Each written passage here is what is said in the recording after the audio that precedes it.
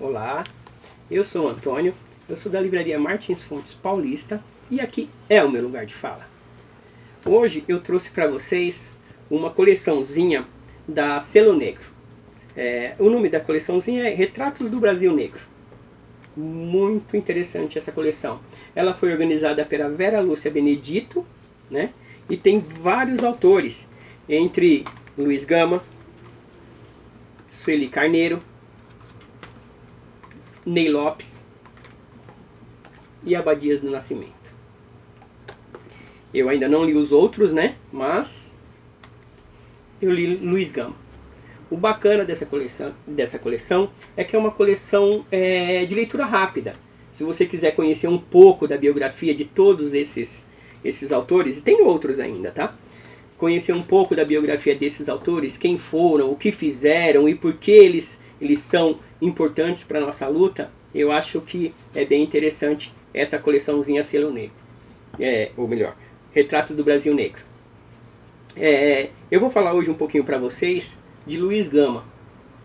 Eu tinha muita curiosidade, né? Fui até apresentado, fui indicado, né, por um dos nossos colaboradores aqui, que falou para mim para eu dar uma olhada para saber quem foi Luiz Gama, e eu fui atrás dessa informação aí e achei muito interessante.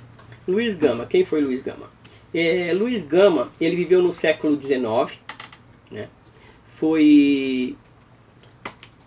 Ele é filho de uma escrava alforriada com um coronel dessa época, né?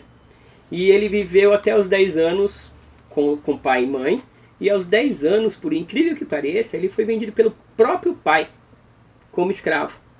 Foi vendido pelo próprio pai como escravo para um mercador, né? Um mercador de escravos, vendedor de escravos dessa época. E aí ele nasceu lá em Salvador e foi vendido pelo pai e veio para São Paulo. Primeiro para Campinas e de Campinas para São Paulo. Nessa época que ele foi vendido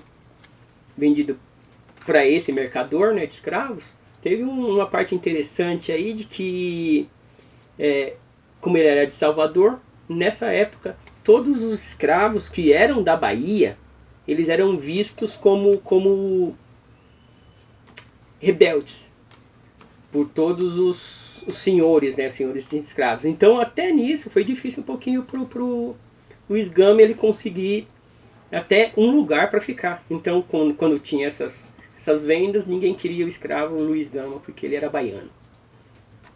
E a partir daí teve uma família em São Paulo que ficou com ele e tal.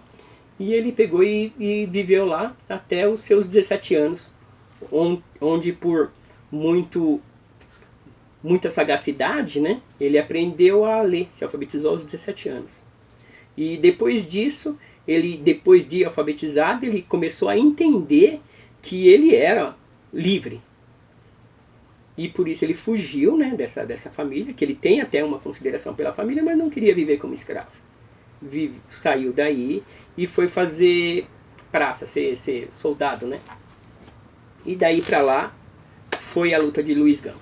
Luiz Gama, ele se formou advogado depois disso, e a partir daí ele começou a lutar pelos negros escravos.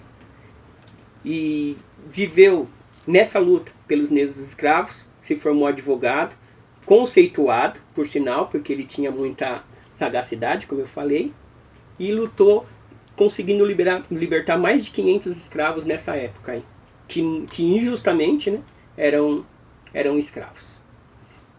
Eu gostei muito dessa obra e da história de Luiz Gama. Tem muito mais por vir, eu falo para vocês, que é uma história muito interessante desse advogado, escritor, poeta que ele é também. Ele foi o melhor, né?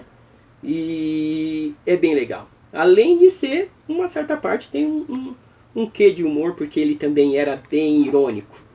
Eu acho que é bacana, quem quiser conhecer um pouco da história de Luiz Gama, entre os outros autores dessa coleçãozinha, Retratos do Brasil Negro.